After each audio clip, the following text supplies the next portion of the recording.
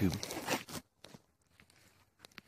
Right here is the Gerard morin system, the pump, in a box.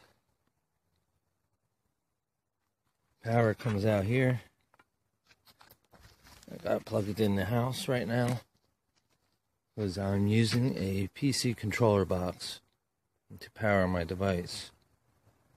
It's running on 5 volts. I have a couple switches, one to turn on the control box, the other to turn on the motor. Let's open the box.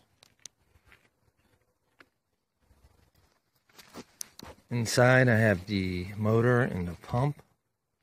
I also put the magnets on the motor for a little extra power.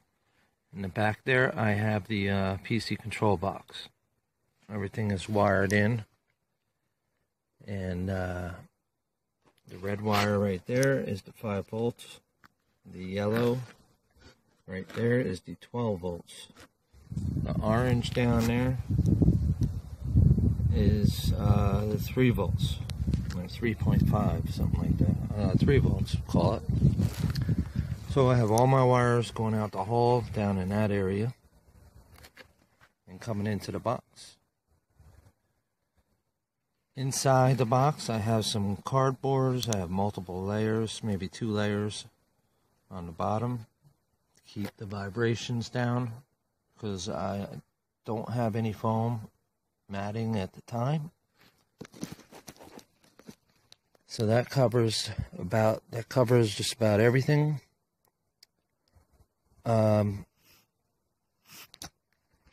how I connected my motor with the gas line from a older riding mower. It has a smaller hole. I had to add a piece of plastic from things that I scrapped that were plastic and had screws, because those little fittings that the screw screws into can be placed on the ends very firmly. Very hard to get back off. And free. So, and it works. So right here I have 2 clips. Try to get in closer if I can. That should be close enough. I have 2 clips on here. Now one of the reasons I put it in the box was because anything could go wrong, you know. These clips can go flying and hit you in the eye.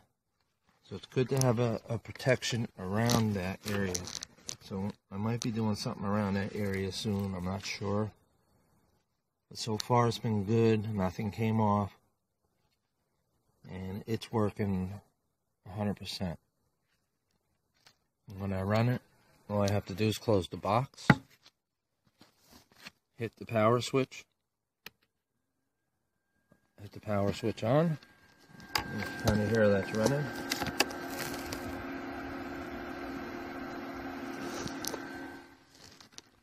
Okay, then I come and I hit the red switch, which spins the motor to run the pump.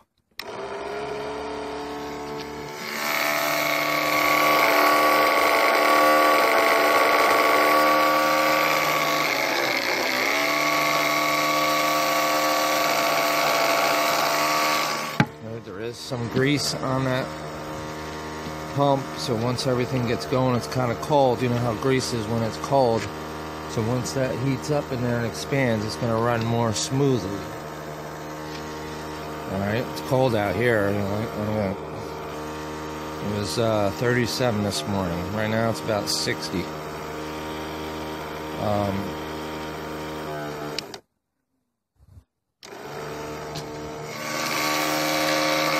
It's basically a lot quieter than my other system. So I'm going to go ahead and close the box. And shut this off. And I'm going to run a light bulb for you guys so you know that it's producing. And I'll be back at you. Okay, so let me plug this in to the outlet. Oh, let me start it first. and then we'll plug it in.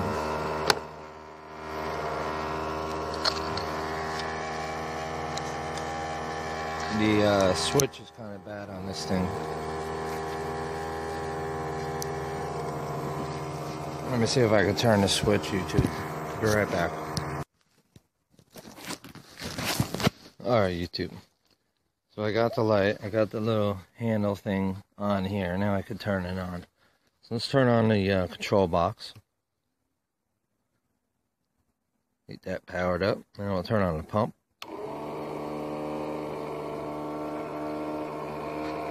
And just so you can see that this wire here is plugged in to the box, okay? When I hit the switch, the light comes on.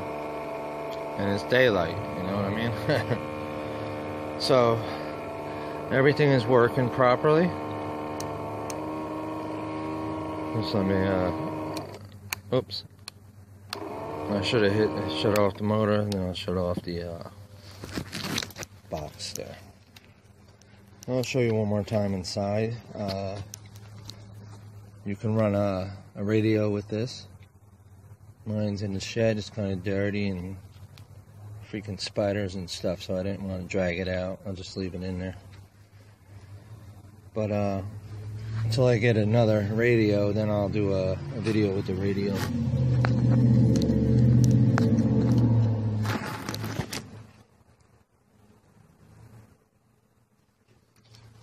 And basically I just use a piece of household wire, solid copper in it, and just put a screw on each end to hold the motor in place. It seems to work out pretty good for me.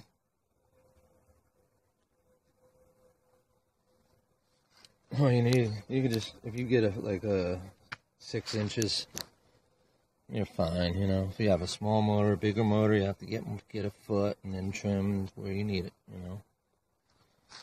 So anyway, guys, this is the setup. There is a screw holding this down in that far corner, holding this in place, plus it's against the wall, and the plug is keeping it in place here, so there's no movement on that control box whatsoever. It's firm. The only thing moving is the pump will move a little bit. I have the pump down in the back. You can see it with 2 screws. See that back there? Just a piece of plastic going across with 2 screws. Okay, just to keep that in place. I'm not adding a lot of pressure to the pump itself, just to keep it in place. Because, you know, I carry this thing around, I bring it in, I bring it out. You know, to run the lights in the house, so, and the radio, you know.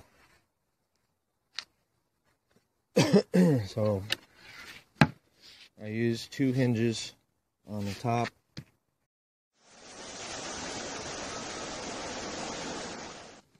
Once I get the handles, I'll just pick it up from the sides. And that's all there is to it, you know. So, I want to add other things to this, but I can't just yet.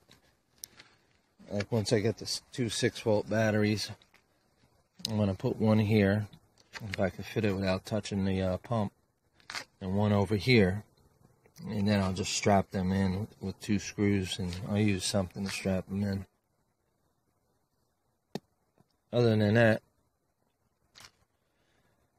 I can cut this piece of copper here on the strap a little bit smaller and put the battery in this corner. I'm thinking about the little square battery, but yeah, there's plenty of room for 2 6 volts.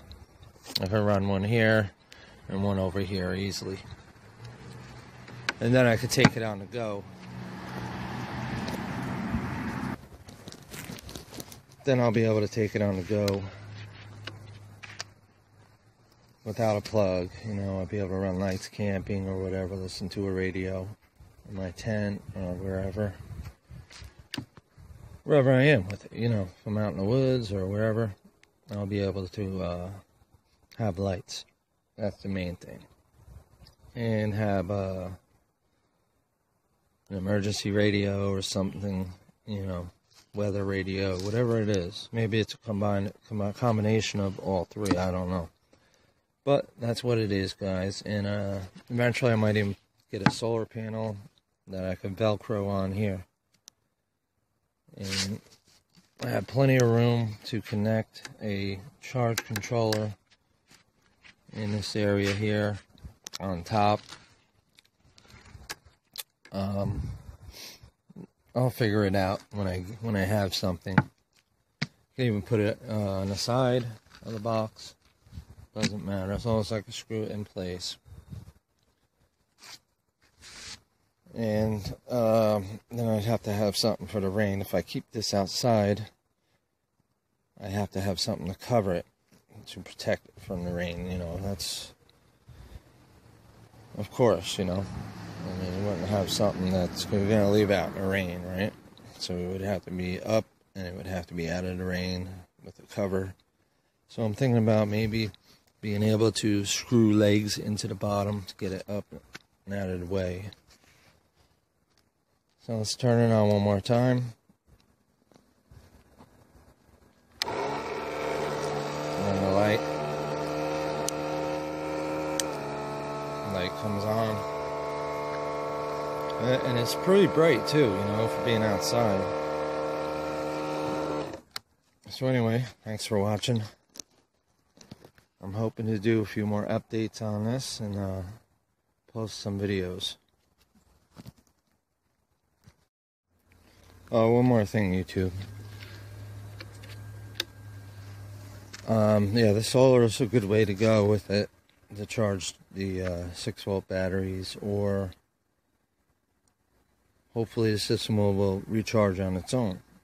Like Gerard says, it should recharge on its own, you know. My only problem is I have a brush motor, and Gerard uses a brushless motor. So I might have to look into a brushless motor. But I want to see what happens with the battery. I want to monitor the battery and see if there's any activity with charging it. So, you know, I got a lot to do, a lot of work to be done yet. Again, thanks for watching.